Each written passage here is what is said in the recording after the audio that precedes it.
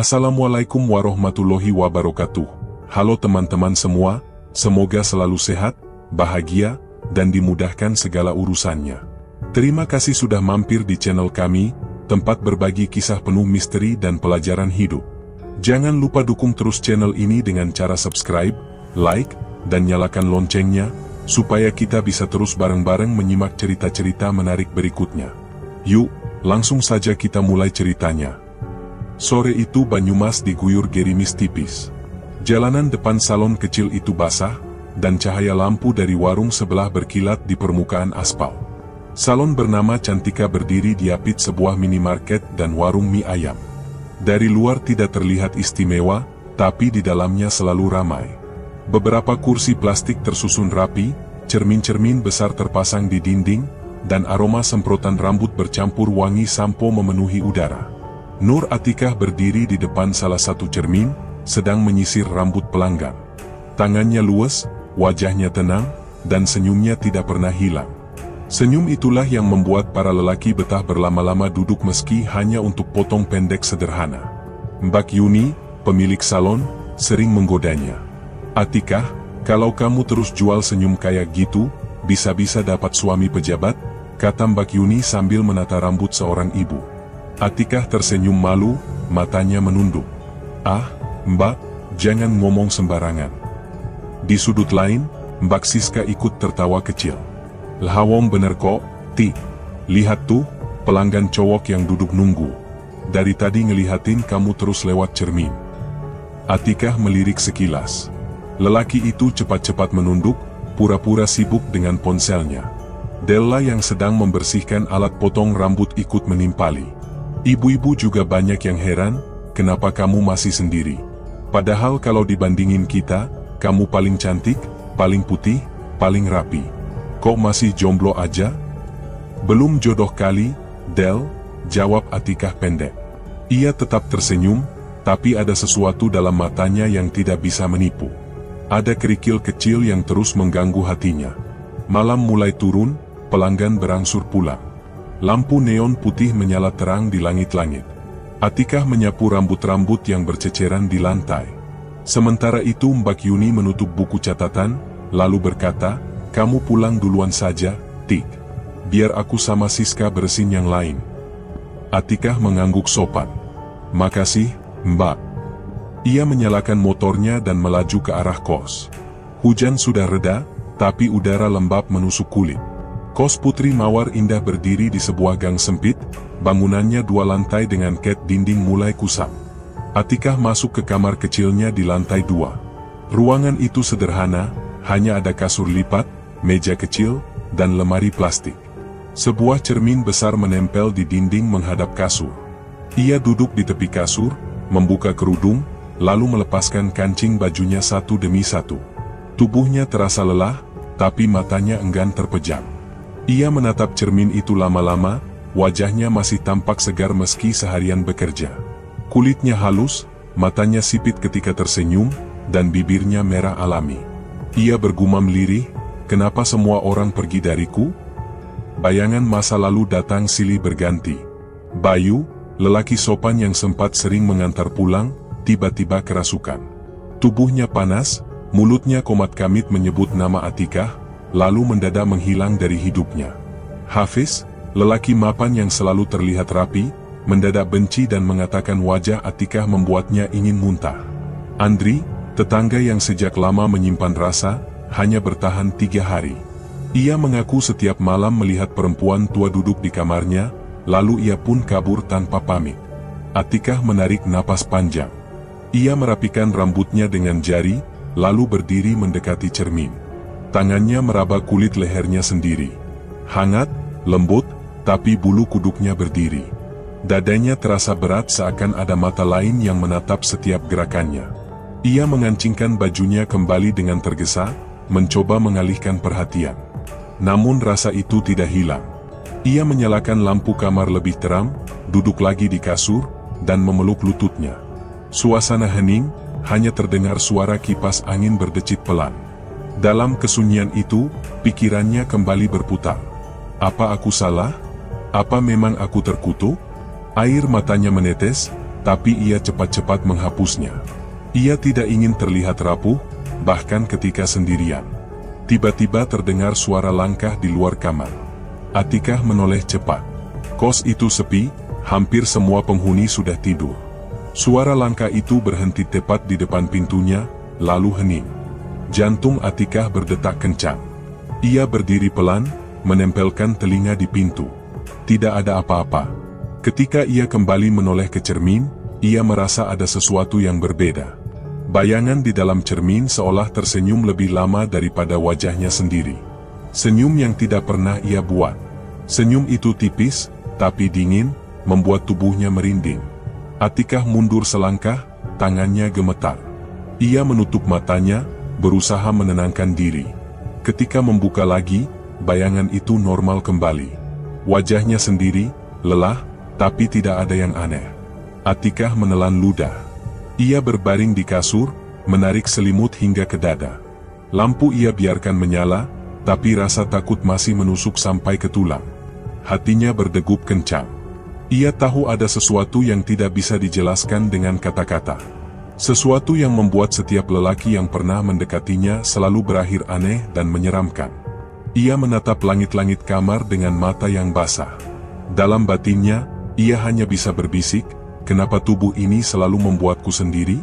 Atikah masih terjaga, tubuhnya panas dingin, matanya tak bisa lepas dari bayangan cermin yang berdiri di depan kasurnya.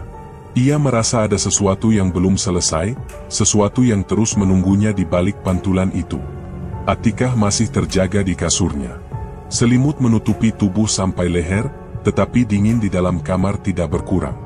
Lampu neon di langit-langit tetap menyala, membuat cermin di dinding memantulkan bayangan dirinya yang masih pucat. Jantungnya terus berdegup sejak ia merasa ada senyum asing di balik pantulan cermin tadi.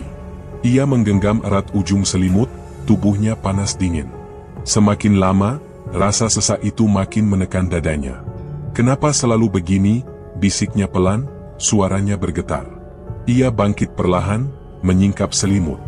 Tubuhnya berkeringat, baju yang ia kenakan menempel di kulit. Atikah membuka kancing satu persatu, niatnya hanya ingin merasa lega, tapi rasa malu seakan ditelan sendiri. Saat bajunya melorot dari bahu, hawa dingin menusuk, membuat kulitnya merinding. Ia menatap cermin sekali lagi. Bayangannya hanya dirinya, tapi tatapannya seakan tidak bisa ia kenali. Ada sorot mata asing yang menelanjangi dirinya. Atikah buru-buru memalingkan wajah. Ia meraih ponsel di meja kecil, menatap layar kosong. Jari-jarinya gemetar, lalu ia membuka pesan terakhir dari Della. "Kalau kamu benar-benar capek, coba cari orang pintar. Ada Nyai Rasiti di ujung desa, katanya bisa lihat isi tubuh." Pesan itu seperti jawaban atas gelisah yang tidak bisa ia tahan lagi. Atikah menutup ponsel, duduk termenung. "Aku harus tahu, kalau tidak, aku akan terus begini." Pagi belum juga datang ketika Atikah akhirnya bisa memejamkan mata sebentar. Saat matahari muncul, tubuhnya masih terasa lemas. Ia tetap pergi kerja, meski wajahnya pucat. Mbak Siska menatapnya cemas ketika ia sampai di salon. "Kamu sakit, Ti? Dari tadi wajahmu pucat sekali," tanya Mbak Siska sambil merapikan rambut pelanggan. Atikah tersenyum hambar. "Tidak, cuma kurang tidur." Della menghampiri, suaranya rendah. "Kamu baca pesanku semalam? Kalau mau, aku antar ke Nyai Rasiti." Atikah menatapnya sebentar. "Aku bisa sendiri, Del. Kamu tidak usah repot." Mbak Yuni yang mendengar percakapan itu ikut menimpali, "Kalau ke orang pintar jangan main-main, Ti. Jangan sembarangan." Atikah hanya mengangguk. Hatinya sudah mantap, meski ada takut yang menekan. Ia bekerja seperti biasa sampai sore, tapi pikirannya melayang terus. Setiap kali bercermin di salon, ia merasa matanya berbeda. Senyumnya pun terasa dipaksa. Selepas kerja, ia langsung menuju alamat yang disebut Della. Jalan makin lama makin sempit, aspal berganti tanah licin karena hujan semalam. Motor kecilnya beberapa kali tergelincir, membuat tubuhnya gemetar. Kiri kanan hanya kebun pisang rimbun. Daun-daunnya bergesekan ditiup angin, menimbulkan suara lirih yang membuat bulu kuduk berdiri. Ketika sampai di sebuah rumah kayu berdiri sendiri, Atikah berhenti. Dinding papan kusam, jendela tertutup kain hitam, dan aroma dupa samar tercium. Ia mematikan mesin motor, menoleh ke sekitar. Tidak ada siapa-siapa. Ia menelan ludah, melangkah ke teras, lalu mengetuk pelan. "Permisi," suaranya nyaris berbisik. Dari dalam terdengar jawaban lembut, "Masuk saja, jangan ragu." Atikah mendorong pintu kayu yang berat, masuk ke dalam ruangan sempit berbau kemenyan. Rak kayu penuh botol kaca, akar kering, dan benda-benda asing memenuhi sisi ruangan. Di tengah, seorang perempuan duduk bersila di tikar. Wajahnya putih bersih, rambut hitam panjang digelung rapi, pakaiannya kebaya hitam dengan kain batik gelap. Sorot matanya tajam, seakan menembus. "Silakan duduk, Nak," ucapnya tenang. Atikah duduk perlahan, jari tangannya saling meremas. Saya mau pasang susuk." Katanya susuk bisa buat aura terbuka. Nyai Rasiti tidak langsung menjawab. Matanya menatap wajah Atikah lama sekali, tanpa berkedip. Atikah menunduk, merasa wajahnya terbakar. Tiba-tiba tangan Nyai Rasiti terulur, dingin ketika menyentuh dagu Atikah, mengangkat wajahnya agar lebih jelas. Saat itu, Atikah merasakan tubuhnya bergetar. Sentuhan itu dingin, tapi anehnya ada arus hangat yang menjalar dari dagu ke leher. Dadanya sesak, napasnya tercekat. Nyai Rasiti mendekat, matanya membelalak. "Tidak, kamu tidak bisa dipasangi susuk," suaranya parau. Atikah terperanjat. "Kenapa, Nyai? Apa yang salah dengan saya?" Nyai Rasiti mundur 2 langkah, wajahnya tegang. "Tubuhmu sudah penuh. Penuh dengan isi yang bukan dari satu sumber. Kotor, bau amis. Kalau aku paksa, tubuhmu bisa meledak." Atikah terdiam, tubuhnya membeku. "Tapi saya tidak pernah ke dukun, tidak pernah minta apa-apa." Nyai Rasiti menutup mata, menarik napas dalam. Tangannya gemetar. "Bukan kamu yang minta, tapi tubuhmu sudah dipakai orang. Kamu wadah, tempat orang buang isi. Kamu korban." Tiba-tiba dupa di pojok ruangan padam sendiri. Hembusan angin dingin menyusup lewat celah dinding. Wajah Nyai Rasiti mendadak pucat. Ia menutup mulut, lalu mendadak muntah. Cairan hitam pekat keluar, baunya busuk menusuk hidung. Atikah panik, berdiri gemetar. "Nyai, saya tidak ngapa-ngapain," suaranya terbata. Nyai Rasiti tidak menjawab. Tubuhnya ambruk di tikar, pingsan, dan tikar itu perlahan menghitam seperti terbakar dari dalam. Atikah menjerit pelan, lalu tanpa pikir panjang ia berlari keluar rumah. Udara luar terasa menusuk tulang. Tangannya gemetar ketika menghidupkan motor. Jalan pulang seperti mimpi buruk, bayangan pohon pisang bergerak seperti mengikuti. 2 kali motornya hampir terjatuh. Nafasnya memburu, matanya basah oleh air mata yang tidak bisa ditahan. Ketika sampai di kos, ia langsung masuk kamar, mengunci pintu rapat-rapat.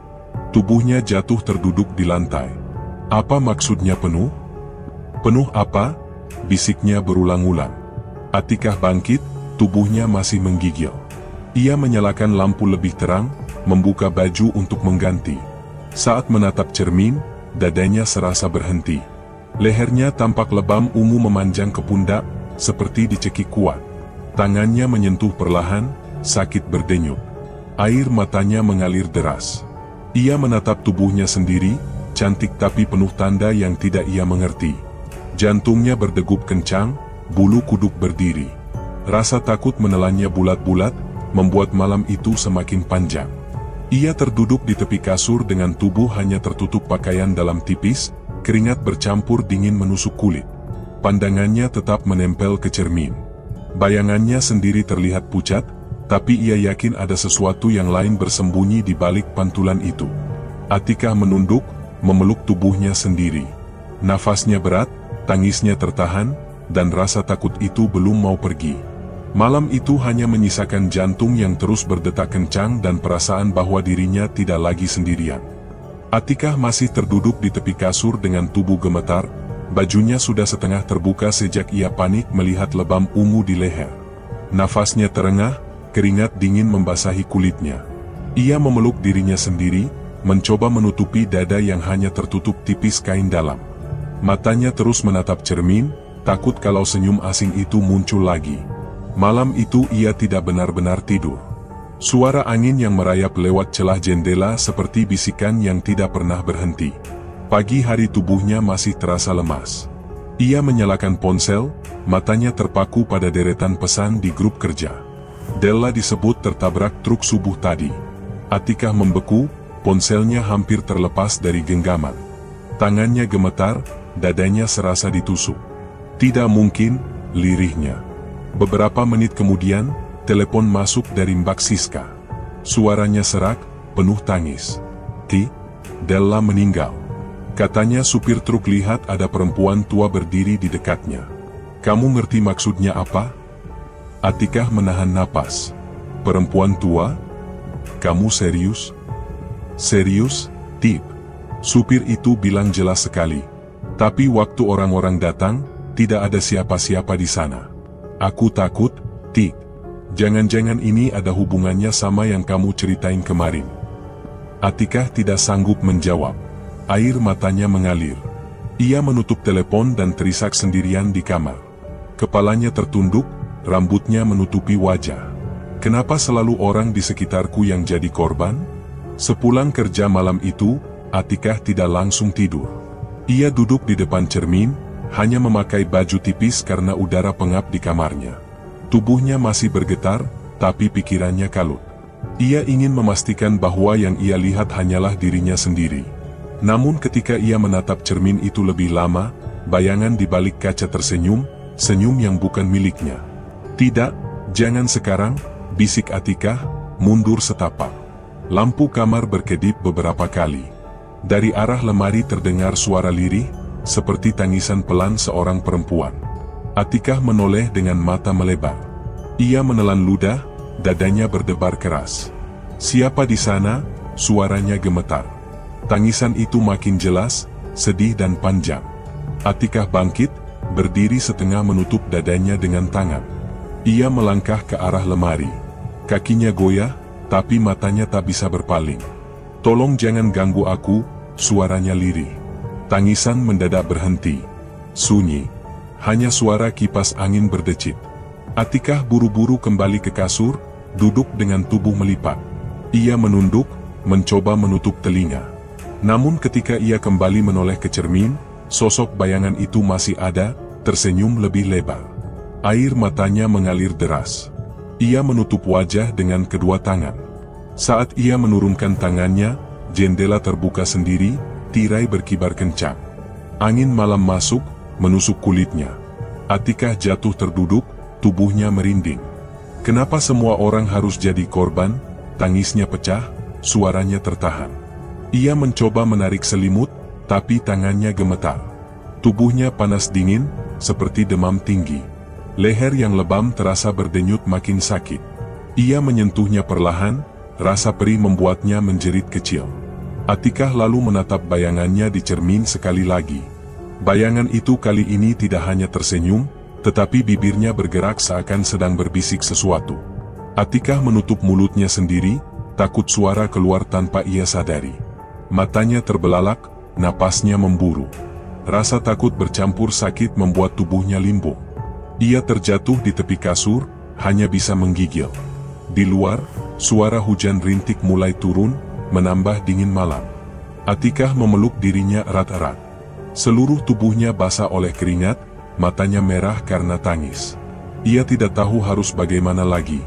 Hanya satu yang ia yakini malam itu, setiap orang yang dekat dengannya akan binasa. Dan ia semakin yakin ada kutukan yang menjerat tubuhnya sejak lama, membuatnya tidak pernah benar-benar hidup untuk dirinya sendiri. Atikah terduduk di lantai, tubuhnya hanya tertutup tipis kain, wajahnya basah air mata, dan matanya terpaku pada cermin yang memantulkan senyum asing yang dingin dan mengerikan. Tubuh Atikah masih terasa panas sejak malam sebelumnya. Bayangan hitam yang ia lihat di bawah kulit membuat pikirannya tidak tenang. Nafasnya berat, dan setiap kali ia memandang cermin, keringat bercampur ketakutan muncul begitu saja. Ketika ia akhirnya sampai di rumah kayu Mbah Darmaji di Sedayu, rasa itu semakin menekan dadanya. Duduklah, enduk, Suara Mbah Darmaji parau, tangannya gemetar saat menunjuk kursi kayu di ruang tamu. Atikah menuruti dengan gugup. "Mbah, tolong saya, tubuh saya terasa terbakar." "Saya tidak tahu apa yang terjadi," ucapnya dengan suara serak. Mbah Darmaji menatap lekat, lalu mendekat. Tangannya yang kurus menyentuh pergelangan tangan Atikah. Begitu kulit mereka bersentuhan, tubuh dukun sepuh itu langsung bergetar. Mata tuanya mendelik, napasnya terengah. "Astagfirullah," ia merintih, tubuhnya hampir terhuyung jatuh. "Mbah, ada apa? Kenapa tubuh Mbah bergetar begitu?" Atikah panik, memegang bahu sang dukun. Dengan susah payah, Mbah Darmaji bersuara lirih, "Di tubuhmu, ada paku hitam, menancap di dalam darah dan dagingmu. Kau bukan hanya manusia biasa, kau sudah dijadikan wadah pesugihan." Atikah terdiam, wajahnya pucat. "Apa maksudnya, Mbah? Siapa yang melakukan ini pada saya?" Mbah Darmaji menggeleng pelan. "Aku hanya bisa melihat bayangan, ada tangan manusia yang menyerahkanmu, tapi wajahnya tertutup. Paku hitam itu bukan sekadar santet, tapi tanda perjanjian. Berat sekali bebannya, Enduk. Aku tak sanggup membersihkannya." Air mata Atikah menetes deras. "Tolonglah, Mbah, jangan biarkan saya hidup dengan benda itu di tubuh saya. Rasanya saya terbakar setiap malam." Mbah Darmaji menggenggam tangan Atikah lebih erat. Sentuhan itu membuat Atikah merasakan getaran aneh merambat ke tubuhnya, seolah aliran panas yang makin naik. Ia menggigil, namun di saat yang sama, sensasi hangat itu membuat tubuhnya seakan kehilangan kendali. Napasnya tercekat, wajahnya memerah. "Mbah," suara Atikah tercekat, "kenapa tubuh saya bergetar seperti ini?" Mbah Darmaji sendiri menahan napas, keringat dingin membasahi keningnya. "Itu pengaruh dari benda yang ada di tubuhmu, Atikah." Ia menolak disentuh doa.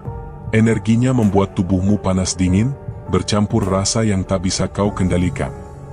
Atikah menutup wajahnya dengan kedua tangan, tubuhnya berguncang. "Saya takut, Mbah. Kalau saya terus begini, siapa yang bisa menolong saya?" Mbah Darmaji menarik napas panjang, mencoba menenangkan dirinya. "Kalau aku paksa bersihkan, nyawaku bisa terenggut seketika.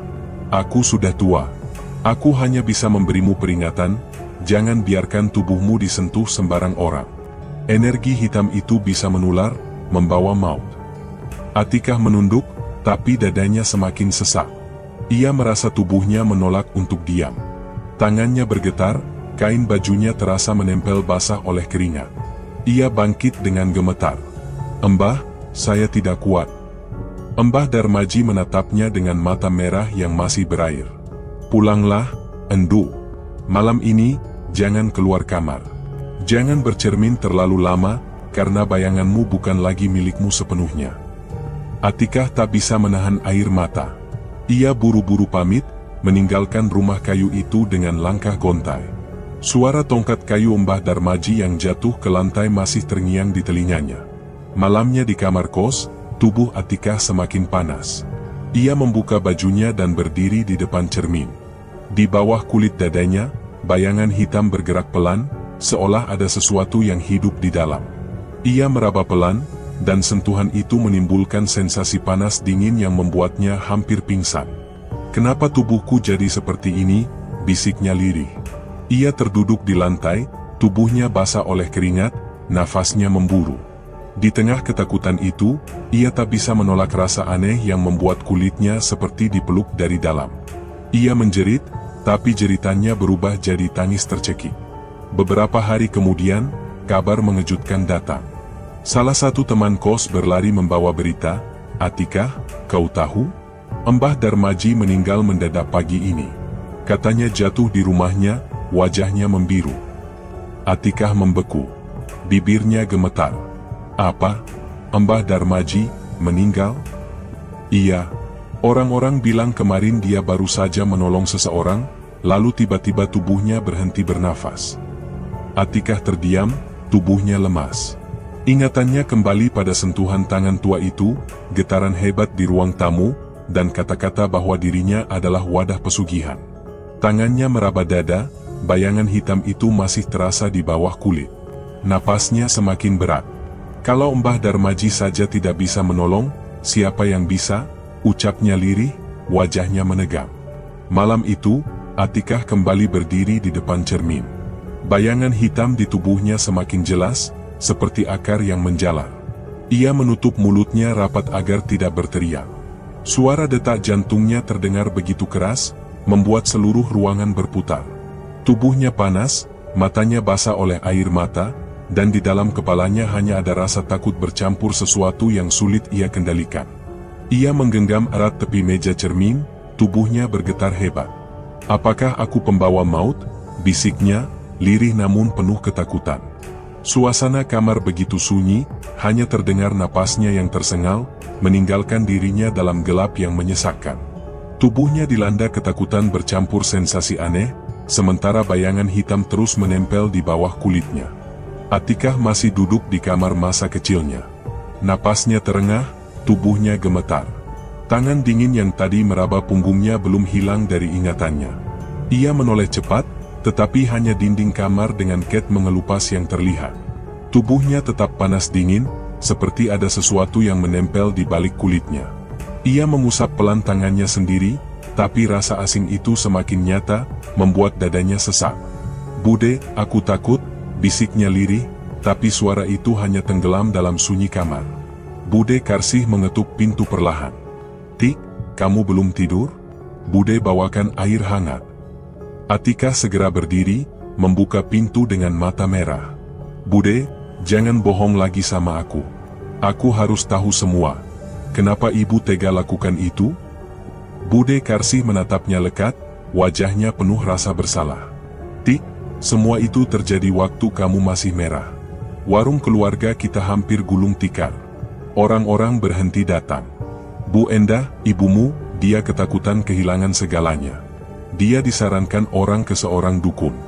Dukun itu bilang ada syarat agar rezeki tetap datang. Dan aku yang dijadikan tumbal." Suara Atikah bergetar, tangannya mengepal. "Tidak, bukan begitu. Kamu dimandikan dengan air bunga yang dicampur darah ayam hitam.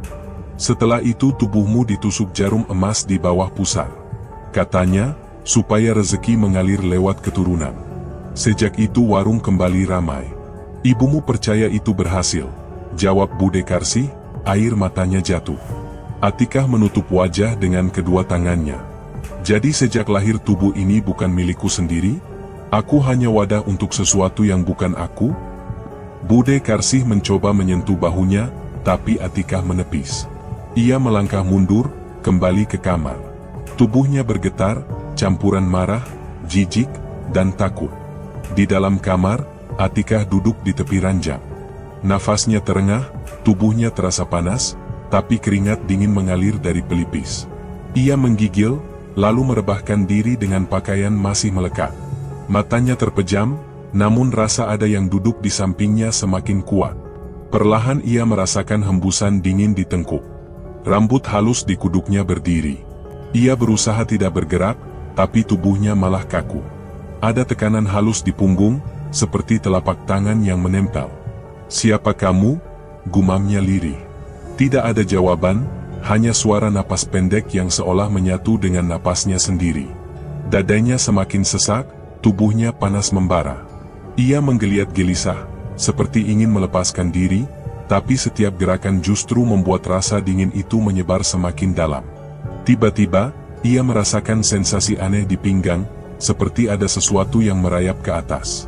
Ia terperanjat, membuka mata, tapi tak melihat siapapun. Tubuhnya tetap terasa disentuh oleh yang tak kasat mata. Atikah memegang erat bantal, mencoba menahan, tapi rasa itu membuatnya sulit membedakan mana dirinya dan mana yang bukan. "Berhenti, jangan sentuh aku," suaranya gemetar. Dari luar pintu, terdengar suara Bude Karsih, "Tik, kamu baik-baik saja?" Atikah menutup mulut dengan tangan, tidak ingin Bude masuk. Ia tahu ini bukan sesuatu yang bisa dijelaskan.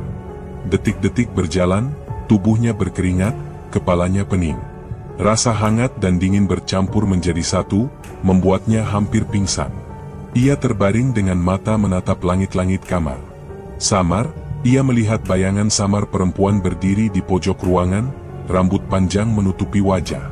Bayangan itu hanya diam, seolah menunggu. Atikah menggigil. "Itu kamu, Bu? Apa kamu yang menaruh semua ini di tubuhku?" Bayangan itu tidak menjawab, hanya menunduk perlahan, lalu menghilang begitu saja. Atikah menutup wajah dengan selimut, tubuhnya bergetar. Ia merasa benar-benar kotor, seolah bukan lagi manusia utuh.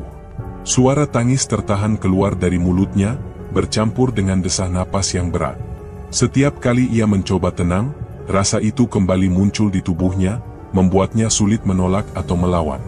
Di luar, Bude Karsih duduk bersila di ruang tamu. Ia meremas-remas tangannya sendiri, gelisah mendengar suara samar dari kamar Atikah. Ia ingin masuk, tapi hatinya tahu, ada batas yang tidak bisa ia langgar malam itu. Atikah akhirnya terkulai lemas di ranjang. Tubuhnya masih panas dingin, seolah ada dua tenaga yang tarik-menarik di dalam dirinya. Ia memejamkan mata, tapi air mata terus menetes. Ia tahu satu hal, arwah itu masih tinggal dalam dirinya, dan ia tidak tahu bagaimana harus melepaskannya. Suasana kamar semakin menekan. Jam tua di ruang tengah berdentang 3 kali. Atikah membuka mata, menatap langit-langit yang terasa semakin gelap. Tubuhnya lelah, tapi pikirannya penuh rasa jijik, takut, dan marah. Ia berbisik lirih, "Kalau memang kamu masih di sini, kenapa kau pilih aku?" Tidak ada jawaban, hanya dingin yang kembali menyentuh kulitnya. Atikah menggertakkan gigi, menahan tangis. Tubuhnya gemetar, matanya terpejam rapat, dan batinnya terhimpit perasaan tak berdaya. Malam itu terasa panjang, meninggalkan dirinya terjebak dalam ketakutan dan tubuh yang tidak sepenuhnya ia kuasai. Azril hilang tanpa jejak, dan tangisan Atikah di kosan belum juga reda. Wajahnya sembab, tubuhnya masih terasa panas dingin. Pikirannya kembali ke momen terakhir bersama Azril, saat pria itu menatapnya penuh hangat. "Kenapa semua orang yang mendekat sama aku harus kena sial?" bisiknya sambil menatap tangannya sendiri yang masih terasa hangat bekas genggaman Azril. Rasa sesak membuatnya susah bernapas, ditambah tubuhnya penuh lebam yang baru ia sadari saat melepas baju. Bekas merah di leher dan punggungnya seperti tanda cekikan dan pelukan erat dari sesuatu yang tidak terlihat. Atikah duduk lama di tepi ranjang, menutup wajah dengan kedua tangannya. Ingatannya kembali ke malam ketika Azril kerasukan di warung kopi. Orang-orang berteriak, kursi dan gelas berjatuhan. Tubuh Azril kejang-kejang, matanya melotot seperti hendak keluar. Atikah berusaha memeganginya, tetapi ia malah merasa seperti tersetrum, dingin menembus kulit. Setelah itu, semua kabur. Kini, bayangan itu terus menghantuinya. "Kalau saja aku tidak dekat dengan dia, mungkin Azril masih ada," gumamnya. Air mata jatuh lagi, membasahi pipinya. Ia berjalan pelan ke cermin, menatap wajahnya sendiri. "Kenapa selalu begini? Apa aku benar-benar terkutuk?" tanyanya pada pantulan wajahnya yang tampak asing. Saat itu, ia melihat jelas di balik bahunya ada bayangan gelap samar, seperti seseorang sedang berdiri memeluknya. Atikah langsung menoleh, tapi kosong, hanya tembok kusam kosan. Ketakutan bercampur rasa bersalah membuat tubuhnya gemetar. Ia melepaskan semua pakaiannya, mencoba mencari tahu asal lebam itu. Dari dada, pinggang, sampai paha, ada bekas biru keunguan. "Aku nggak pernah dipukul, tapi kenapa bisa begini?" desahnya dengan suara parau. Dalam keputusasaan, ia mencoba menutup tubuhnya dengan selimut, tetapi dingin itu semakin menusuk, seakan ada sesuatu yang ikut masuk dan menempel pada kulitnya. Ketukan pelan di pintu membuatnya tersentak. Tik, tik, hanya sekali 2 kali, lalu senyap. Atikah menahan napas, tubuhnya kaku. Ia tidak berani membuka pintu. "Azril," panggilnya dengan suara gemetar, berharap itu hanyalah dia. Namun yang terdengar hanya suara gesekan kuku di kayu pintu. Perlahan suara itu berhenti, tapi udara di dalam kamar makin berat, membuatnya hampir pingsan. Atikah berjongkok di lantai, memeluk lututnya, sambil terus berbisik, "Jangan ganggu aku lagi, tolong, jangan ganggu aku lagi," tapi tubuhnya justru terasa makin ditekan. Ada rasa sesak di dadanya, seperti ada sesuatu yang mengikat kuat. Ia menggeliat, mencoba meronta, namun tenaganya melemah. Rasa itu berubah menjadi sensasi hangat yang menjalar ke seluruh tubuhnya. Atikah menggigit bibir, wajahnya memerah. Kenapa rasanya begini? Suaranya parau, tubuhnya semakin lemas, namun tak bisa menolak. Semakin lama, desah napasnya bercampur dengan isakan. Ia tahu itu bukan dirinya, ada yang lain yang menguasai tubuhnya. Rasa hangat itu bercampur perih di beberapa titik lebam, membuat tubuhnya bergetar. Ia menutup wajah dengan bantal, mencoba menahan, namun tubuhnya tak bisa berhenti bergetar. "Hentikan, jangan lagi, aku nggak mau begini," isaknya. Lampu kamar berkedip, lalu padam sejenak, hanya menyisakan kegelapan. Dalam remang itu, Atikah merasakan sesuatu duduk di tepi ranjang. Bulu kuduknya berdiri, tapi tubuhnya seakan membeku. Ia mendengar suara napas kasar di dekat telinganya, hangat tapi membuat tubuhnya mual. "Kamu, milikku," suara itu lirih, berat, namun jelas masuk ke telinganya. Atikah menjerit pelan, tapi suara tertahan di tenggorokan. Tubuhnya makin lemas, seperti kehilangan tenaga. Ia hanya bisa menangis tanpa suara, air matanya membasahi bantal. Dalam rasa pasrah, ia merasakan pelukan dingin itu makin kuat, makin menekan. Sebuah genggaman kasar seperti tangan mencakar pinggangnya, lalu hilang begitu saja. Cahaya lampu kembali menyala, dan kamar terlihat normal lagi. Namun tubuh Atikah sudah basah oleh keringat, wajahnya merah, matanya bengkak. Ia merangkak ke sudut kamar, menarik selimut untuk menutupi tubuhnya yang gemetar. Napasnya terengah, seperti habis berlari jauh. "Aku nggak kuat lagi," bisiknya lirih. Ia menatap kosong ke arah pintu yang masih tertutup rapat. Hatinya hancur, tubuhnya sakit, pikirannya kalut. Malam itu terasa panjang, terlalu panjang untuk ditanggung sendiri. Ia menyadari satu hal, siapapun yang mencoba mendekatinya akan celaka, tapi ia sendiri terjebak dalam pelukan sesuatu yang tidak pernah bisa ia lepaskan. Dan di tengah rasa lelah, matanya kembali menangkap pantulan samar di cermin. Bayangan gelap itu berdiri tepat di belakangnya, seakan tidak pernah pergi. Atikah memeluk tubuhnya sendiri, terisak, tak sanggup lagi membedakan mana pelukan nyata dan mana yang gaib. Malam itu berakhir dengan rasa takut yang tidak juga reda, hanya meninggalkan tubuh yang panas dingin dan batin yang makin terkoyak.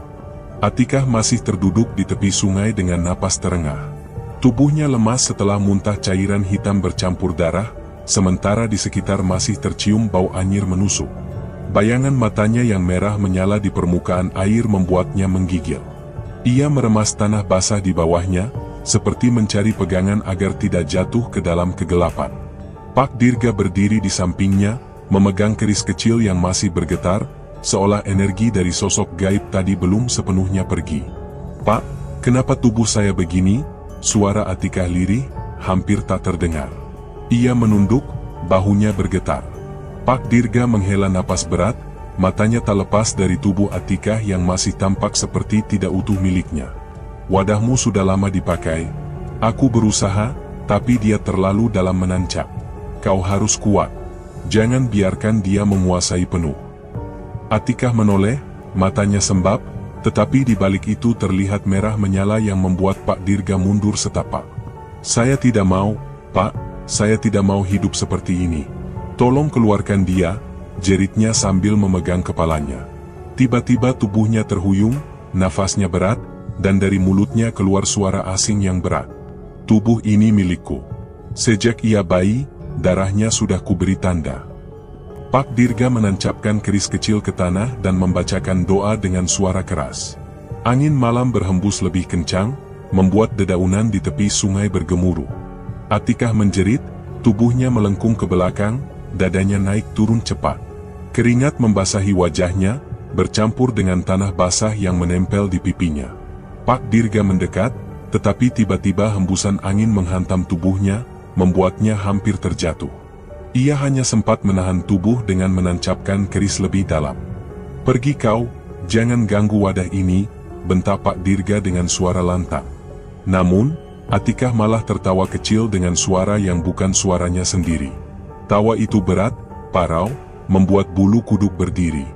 "Kau tak bisa, orang pintar. wadah ini sudah menjadi rumahku. Kau pun tak punya cukup kekuatan untuk mengusirku. Atikah menutup wajahnya dengan kedua tangan, tapi jari-jarinya bergerak aneh, seperti bukan kendali dirinya.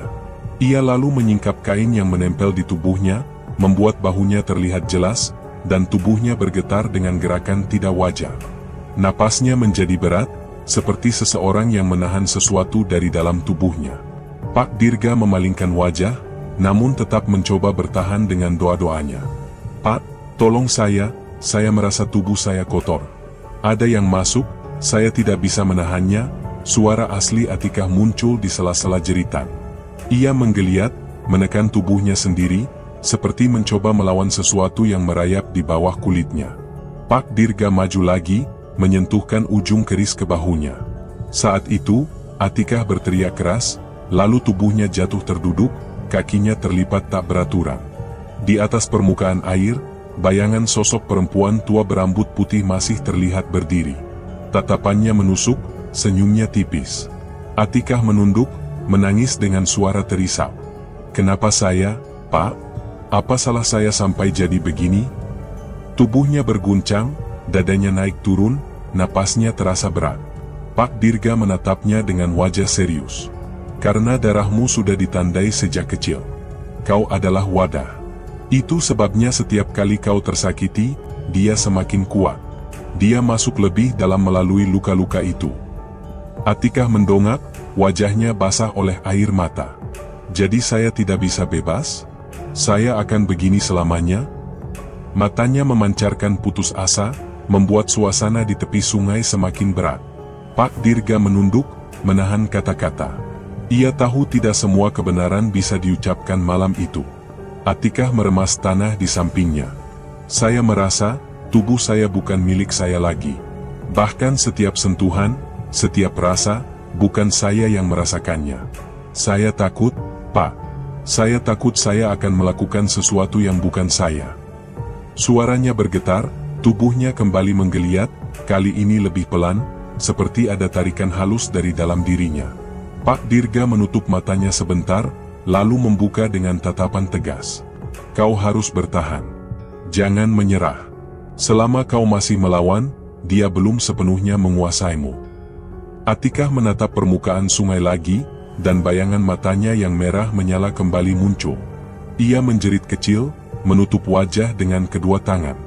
Bukan saya, itu bukan saya. Suasana malam di desa Trunyan menjadi semakin mencekam. Hanya suara air sungai dan desir angin yang terdengar, bercampur dengan isak tangis Atikah. Pak Dirga tetap duduk bersila di sampingnya, namun keris di tangannya sudah tidak lagi bergetar, seperti kehilangan daya. Malam itu, Atikah terbaring di atas tikar yang dibentangkan di pinggir sungai. Tubuhnya kaku, namun matanya tetap terbuka. Pak Dirga menutupinya dengan kain tipis. Istirahatlah sebentar. Jangan biarkan pikiranmu kosong. Namun Atikah tetap menatap lurus ke langit, matanya kadang berubah merah, kadang kembali normal. Ia hanya bisa berbisik lirih, saya bukan saya lagi. Tangisnya pecah, lirih, menembus dinginnya udara malam.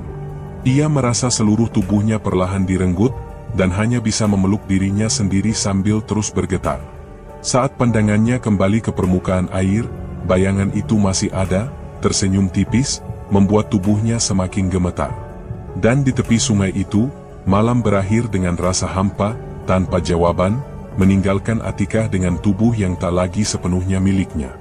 Tubuh Atikah masih lunglai di pelukan Pak Dirga.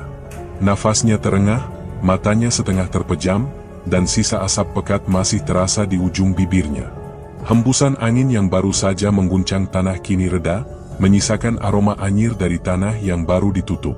Pak Dirga merapatkan pelukannya, mencoba menenangkan getaran tubuh Atikah yang masih kejang-kejang kecil. Atikah, sadar, kamu kuat, jangan biarkan mereka mengambilmu, bisiknya lirih di telinga. Atikah merintih pelan, tubuhnya terasa panas. Jemarinya mencengkeram baju Pak Dirga erat-erat. Mereka belum pergi, aku masih mendengar, suaranya terputus-putus, penuh ketakutan. Pak Dirga menatap wajah pucat itu, lalu mengusap rambutnya yang berantakan. Tenang, aku di sini. Pegang aku, jangan lepaskan. Ia merapatkan tubuh Atikah ke dadanya, membuat kehangatan tubuhnya menyalur ke tubuh Atikah yang dingin bercampur panas. Atikah memejamkan mata, namun tubuhnya terus bergetar. "Pak, kenapa masih ada yang tertawa?" Aku dengar jelas, di bawah tanah itu, suaranya parau, penuh rasa ngeri. "Jangan hiraukan. Itu hanya sisa. Yang penting kamu sudah kuat melawan," ucap Pak Dirga sambil menatap tanah yang masih basah oleh sesajen dan darah Atikah. Matanya tajam, seolah memastikan tidak ada sesuatu yang keluar lagi dari sana.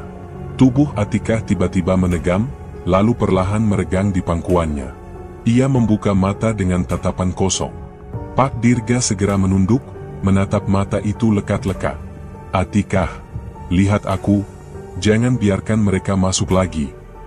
Dengan gemetar, Atikah meraih wajah Pak Dirga. Kedua tangannya menempel di pipi lelaki itu. "Aku takut," bisiknya, air mata mengalir di pipinya. Pak Dirga merapatkan wajah, kening mereka hampir bersentuhan. "Pegang aku erat. Aku tidak akan membiarkanmu sendirian." Tangisan Atikah berubah menjadi isakan tersengal. Ia meringkuk di pelukan Pak Dirga, tetapi tubuhnya terasa semakin panas. Nafasnya tersengal, dadanya naik turun cepat. "Panas, tubuhku terbakar. Pak, aku tidak kuat." "Bertahanlah, biarkan aku bantu menyalurkan tenagaku padamu." Suara Pak Dirga pelan, namun tegas. Ia merengkuh tubuh Atikah semakin erat, bahkan menempelkan bibirnya di kening Atikah.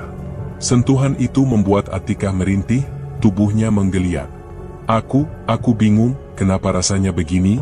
Atikah menatap wajah lelaki itu dengan mata berair, namun ada semburat lain, campuran antara ketakutan dan kehangatan yang membingungkan. Pak Dirga mengusap tengkuknya, mencoba membuatnya rileks. "Itu hanya reaksi tubuhmu. Jangan melawan. Serahkan padaku, biarkan aku menenangkannya." Atikah menggigil, tetapi secara perlahan tubuhnya melunak. Tangannya yang tadi mencengkeram kini meremas pakaian Pak Dirga sambil berusaha mencari kenyamanan. "Jangan tinggalkan aku," katanya hampir tak terdengar. "Aku di sini." Suasana di bawah pohon ringin wulung semakin berat. Angin berputar pelan, daun-daun berdesir seperti suara bisikan samar. Dari tanah, aroma darah yang dikubur tadi masih menusuk. Tapi di tengah itu semua, keduanya terjebak dalam kedekatan yang makin intens. Pak Dirga menempelkan keningnya ke pipi Atikah. "Kamu masih bisa dengar tawa itu?" tanyanya lirih. Atikah menggeleng lemah, lalu mengangguk lagi.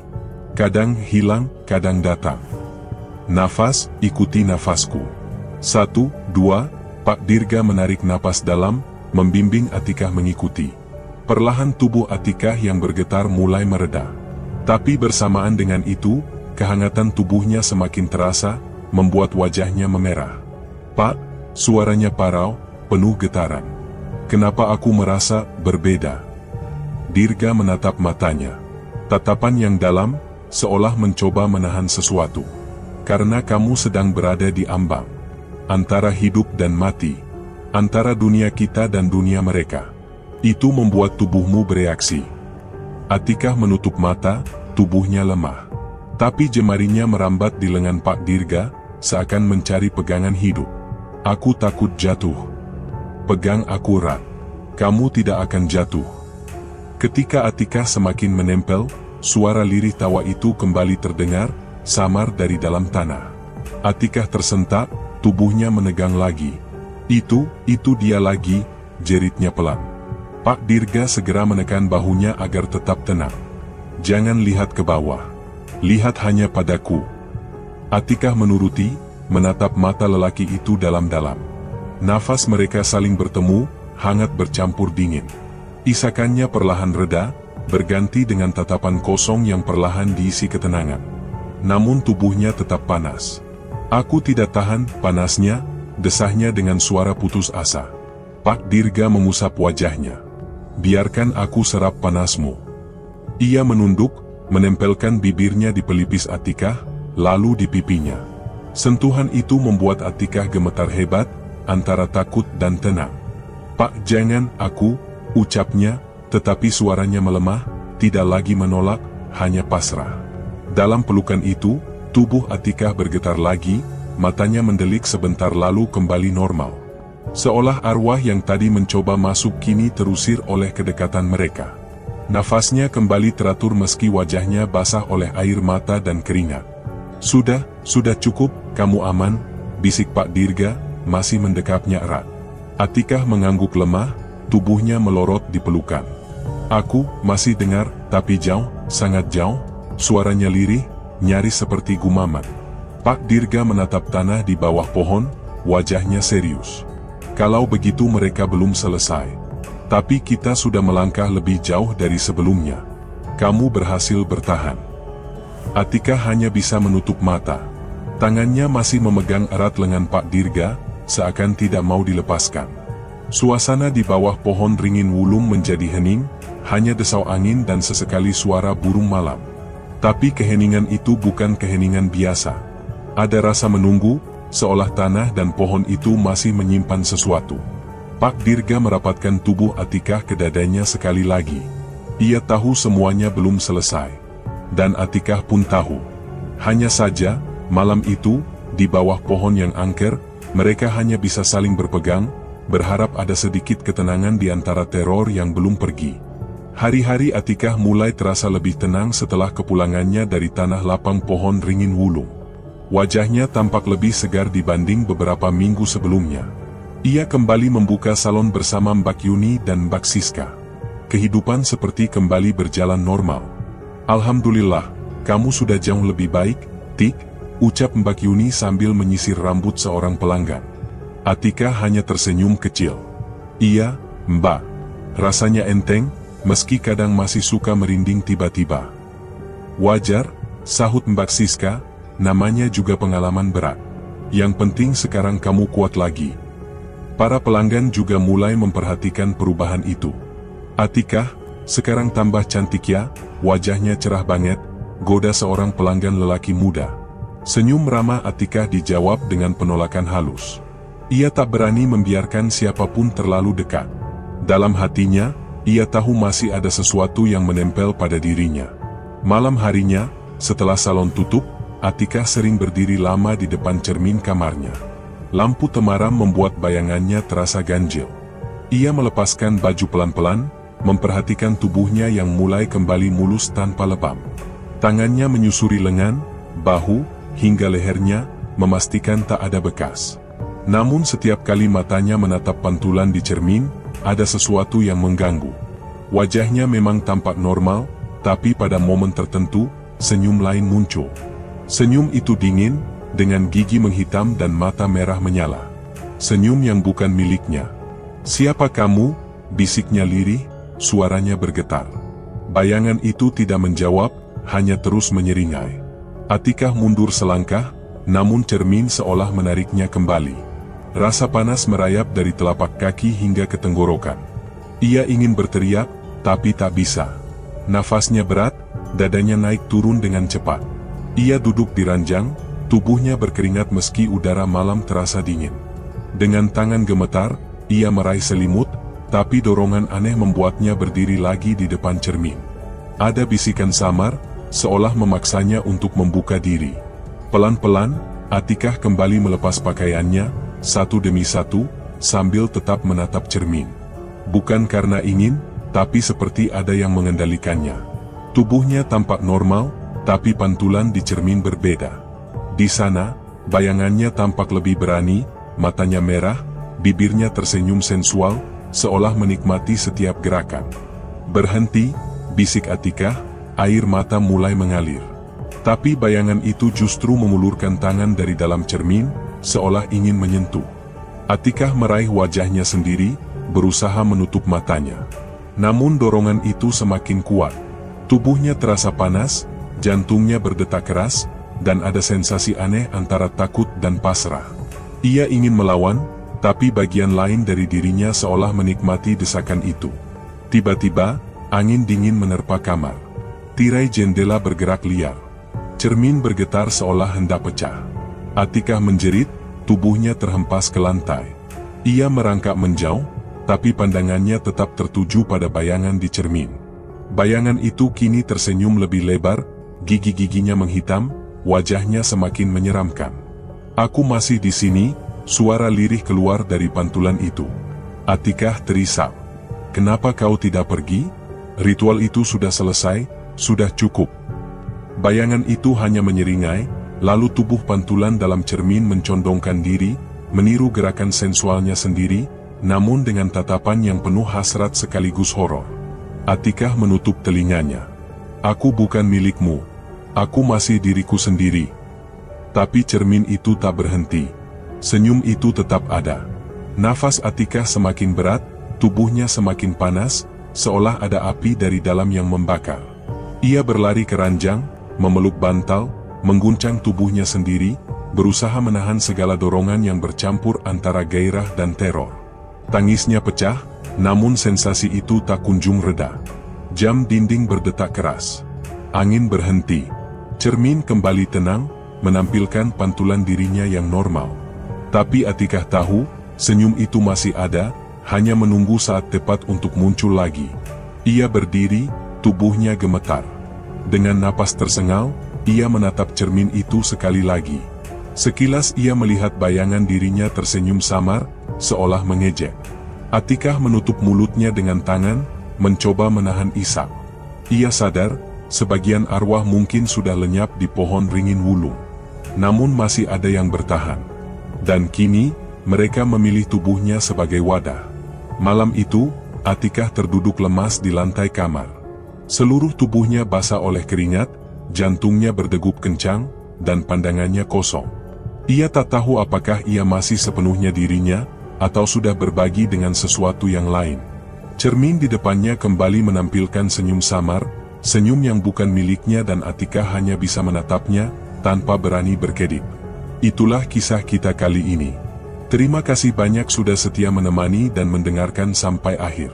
Semoga setiap cerita membawa hikmah, jadi pengingat bahwa hidup di dunia hanya sementara. Jangan lupa selalu jaga hati, jaga iman, dan jaga diri dari hal-hal yang menjerumuskan. Sampai jumpa di cerita berikutnya. Wassalamualaikum warahmatullahi wabarakatuh.